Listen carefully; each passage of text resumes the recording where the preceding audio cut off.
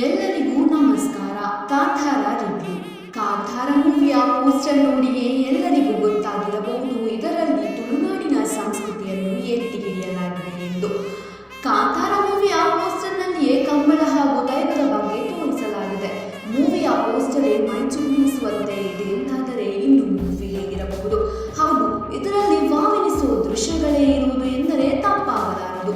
ಸ್ವತಃ ತಾನೇ ನಿರ್ದೇಶಿಸಿ ನಟನೆ ಮಾಡಿರುವ ರಿಷಬ್ ಶೆಟ್ಟಿ ಅವರ ಆಕ್ಟ್ ಅಂತೂ ಹೇಳುವುದೇ ಬೇಡ, ಅಷ್ಟೊಂದು ಅದ್ಭುತವಾಗಿ ನಟಿಸಿದ್ದಾರೆ. ಮತ್ತೆ ಹೀರೋಯಿನ್ ಸಪ್ತಮಿ ಗೌಡ ಅವರ ಮುಗ್ಧತೆ ಮತ್ತು ರಸಿಕತೆಯ ನಟನೆಯು ತುಂಬಾನೇ ಚೆನ್ನಾಗಿದೆ.